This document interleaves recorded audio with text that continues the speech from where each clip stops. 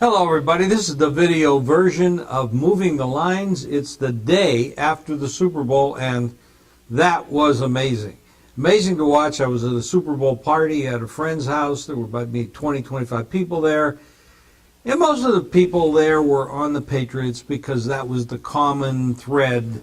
You know, most of the tickets, even at all the sports books, were on the Patriots. And probably, I think the over and under was kind of mixed with the fans because it was such a high number. I personally had bet the over. And with all the drop passes and the way that Brady and company were off, and Brady was just missing his receivers, there's no way that game was going to go over unless something freakish happened, and it did. We'll talk a little bit about that. Atlanta looked like the better team. First half, even through the third quarter, bigger, physical, stronger, faster. The one thing missing was that experience at that higher level because none of the people on that coaching staff really had been there in charge.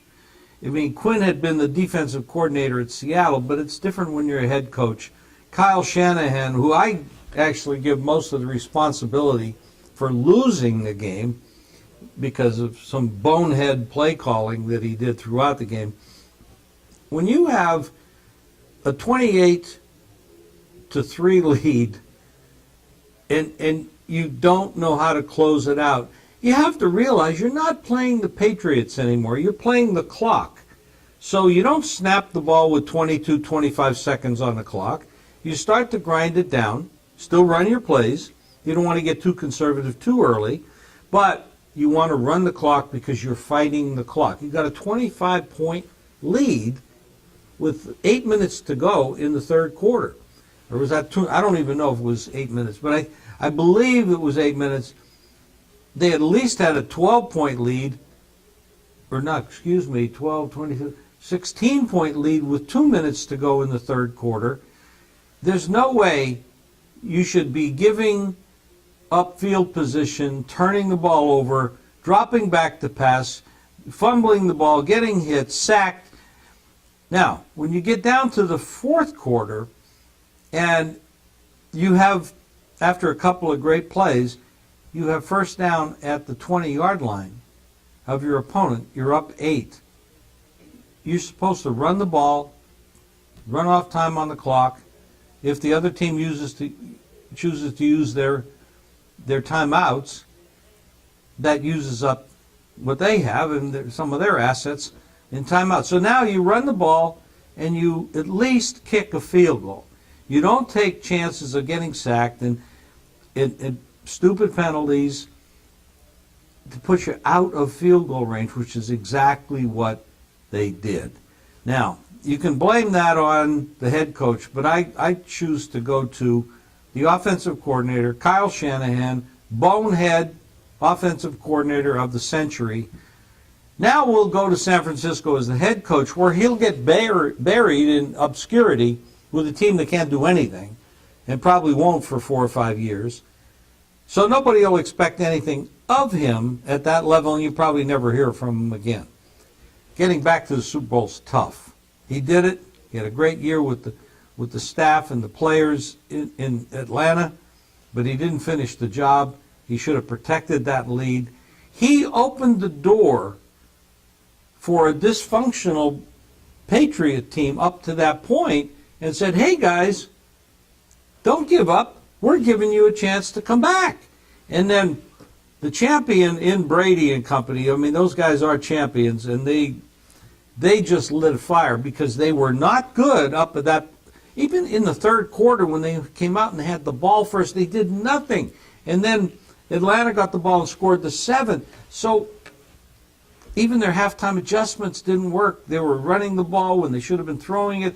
They were killing clocks. They weren't rushing to the line trying to grab. It just looked like they were dead. But Atlanta lit the fire by making a ton of mistakes and opened the door for the champion. And they just bounced back. Brady was incredible. White was incredible. Amendola, the Edelman catch. Just absolutely incredible, and their defense, of course, put up a hell of a fight. They got the, Matty Ice, Ryan, repeatedly causing turnovers, fumbles, field position. The right team won the game, not because they outplayed them for the whole game, but they outplayed them at the right time, made the plays when they needed to. Now, let me tell you about, I had props in that game. I think it was 10-4 in my props. I had the total over when it came out. I love the game to go over because I'm looking at two offensive teams, marginal defenses. Neither team has great defenses. They're okay, but they're not great. So I'm looking at two teams. One team averages 30-some points a game. The other team averages 40-some points a game at the end of the season. Forget stats from September and October. It's what you're doing in December, that who you are now. So that's what you look at. That's what I looked at. I love the tempo of the game. First quarter, no points in the game, still goes over. Well, of course, they have an extra quarter, sort of, with the overtime, but still, they got 56 points in 3 quarters, and then 6 in the overtime. So it shows you that the reasoning behind the total was correct. It didn't work out exactly as planned, but let me tell you about in-game wagering. This is where it's all about, folks. If you're going to be a player and you want to win, you need to do in-game wagering. And if you ever need any information on that, just contact me and we'll help you out. We'll at least tell you how it works. But the bottom line is this. During the game, you got this team that's up 21-0, 21-3, 28-3. The lines are changing. Even though the total is 58, I'm playing it over 47 because that's what the adjustments were throughout the game. Went all the way down to 47. I think it actually went lower than that, but I didn't play it after that. I had so much going over 47, 52, et cetera, et cetera. And in my original play, over 57.5, which was the opener. Then, with the Patriots down so far, they were getting 14.5. At one time, in some places, there were as much as 18-point underdogs when they were down 28-3. Pretty incredible. So the books got killed in in-game wagering. That's why they lost so much money. If it was just regular betting, no in-game wagering, they would not have lost. They might have actually won. And I think some of the books actually did win. So it was pretty exciting. It was real exciting for me. And I was at a party. There was like 25 people there, maybe 30. And everybody was pretty devastated at the results. But it was entertaining to the end and exciting as hell. And we had a great football season, pro football season specifically. Won a lot of money. Clients are very happy. And we're looking forward to next season. But let me tell you about now.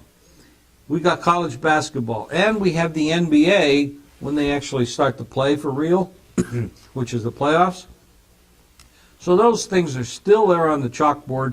That's what we're going to be focusing on. We've done very, very well in both sports, much better in the colleges so far, but the pros get better when they get to the playoffs or get right before the playoffs when they're fighting for position. College basketball, a lot of upsets recently. I think you're seeing a lot of fatigue in some of these teams, which is interesting, but you have to take that into your handicapping. We have done very well. We had a 21-6 run for a while in college hoops. A couple bumps over the weekend with that, which is typical on Super Bowl weekend. There's a lot going on. But going forward, we're looking for a big season. I'm going to give you a number to call. Just call. This is a recorded message. Free recorded message, 888-294-1970. That's 888-294-1970. And for free play right to your cell phone, just text GAME, G-A-M-E, to 25827. Remember, go to JimFeist.com. Click on the Fast Facts.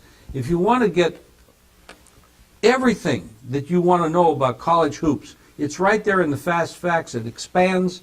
You'll get lots of options and promotions in there, and it's free. That's Fast Facts at JimFeist.com. Free plays at 888-294-1970 or text GAME to 25827. Thanks for signing in.